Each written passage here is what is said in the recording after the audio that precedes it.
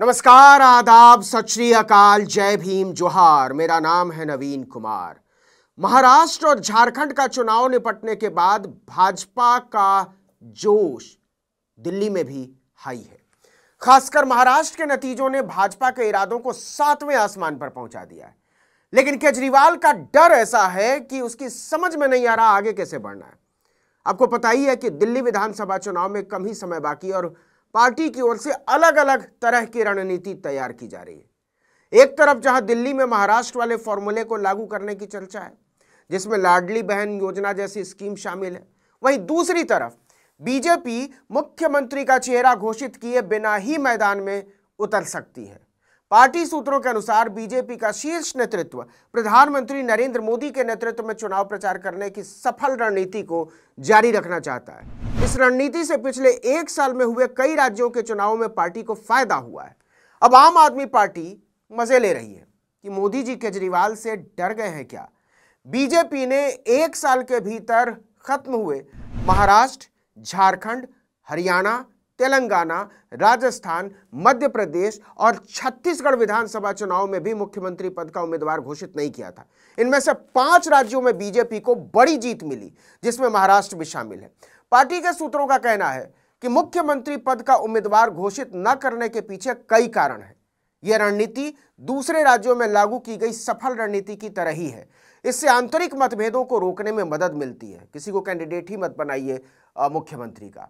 और चुनावी फोकस व्यक्ति केंद्रित अभियानों के बजाय नीतिगत मुद्दों पर रहता है। बीजेपी नेताओं का मानना है कि आम आदमी पार्टी पिछले 10 साल से सत्ता विरोधी लहर का सामना कर रही है, इसलिए हम इसे चेहरों की लड़ाई नहीं बल्कि सड़क की हालत, मुख्यमंत्री आवास के नवीनीकरण और खर्च जैसे मुद्दों की लड़ाई बनाना चाहते हैं। लेकिन दिक्कत यह है कि बीजेपी मोदी की प्रचंड लहर में भी दिल्ली में दोनों प्रयोग आजमा चुकी है, चेहरा उतार कर भी और बिना चेहरे के लड़कर भी। आपको याद हो तो बीजेपी ने 2015 के दिल्ली विधानसभा चुनाव में पूर्व आईपीएस अधिकारी किरण बेदी को मुख्यमंत्री पद का उम्मीदवार बनाया था, लेकिन पार्टी को सिर्फ 3 सीटों पर ही जीत मिली। इसके पहले 2013 में जब मोदी की लहर नहीं थी, बीजेपी ने हर्षवर्धन को मुख्यमंत्री पद का उम्मीदवार बनाया था। पार्टी 32 सीटों के साथ सबसे बड़ी पार्टी बनकर उभरी थी, बहुमत से दूर रह गई थी। 28 सीटें जीतने वाली आम आदमी पार्टी ने कांग्रेस के 8 विधायकों के समर्थन से सरकार बनाई थी। हालांकि यह सरकार सिर्फ 49 दिन ही चल पाई थी। पिछले विधानसभा चुनाव में बीजेपी बिना मुख्यमंत्री का चेहरा घोषित किए ही चुनाव मैदान में उतरी थी, लेकिन उसे केवल 8 सीटें ही मिल सकी थी। बीजेपी के कुछ नेताओं का मानना है कि हमने पहले भी मुख्यमंत्री का चेहरा घोषित किया है और बिना चेहरे के भी चुनाव लड़ा है, लेकिन इस बार पार्टी चाहती है कि चर्चा मुद्दों पर हो, व्यक्ति पर नहीं। लेकिन वो केजरीवाल पर चर्चा करना चाहती है। दिल्ली बीजेपी के एक वरिष्ठ नेता ने कहा कि चुनावों को लेकर कई दौर की बैठकें और बातचीत हुई है पार्टी नेताओं के साथ, लेकिन अभी तक ऐसा कोई संकेत नहीं मिला है कि प्रदेश इकाई किसी भी एक चेहरे को प्रमोट कर सके जिसे पार्टी भविष्य के मुख्यमंत्री पद के उम्मीदवार के रूप में देखती हो।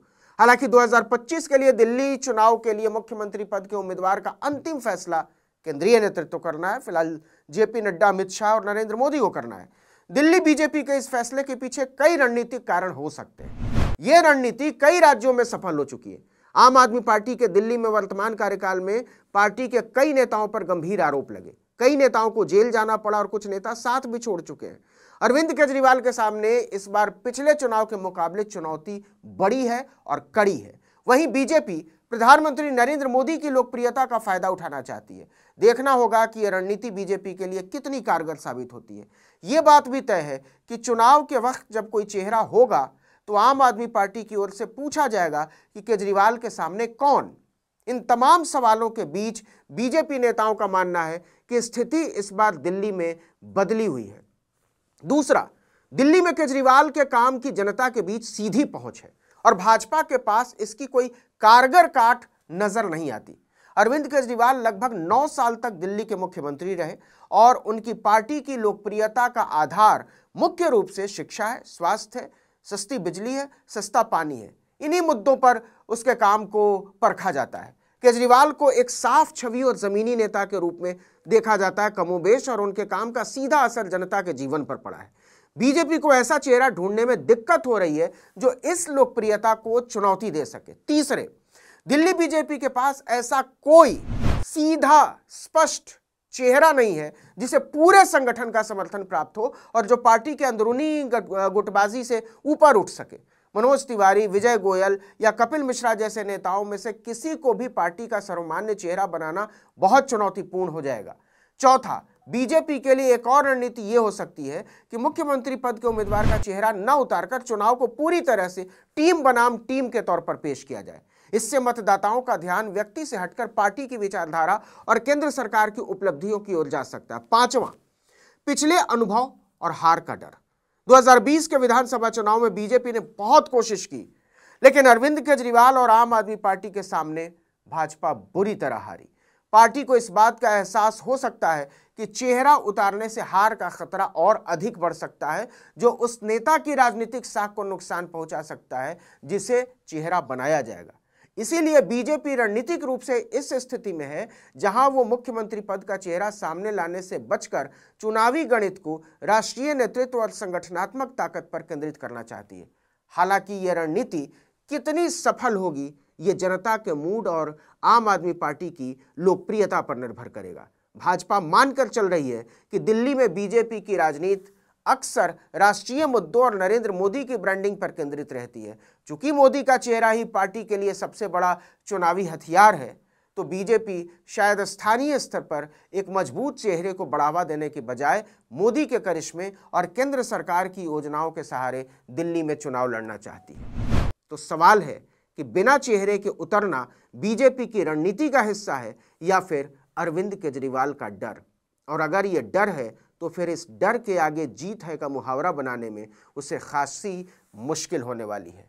ये बात सच है कि महाराष्ट्र और हरियाणा के अप्रत्याशित नतीजों के बाद बीजेपी के हौसले बुलंद हैं, लेकिन दिल्ली में इन बुलंद हौसलों को केजरीवाल की आंधी ने उस समय भी धूल चटा दी थी जब 2014 में मोदी अपनी लोकप्रियता के शिखर पर थे।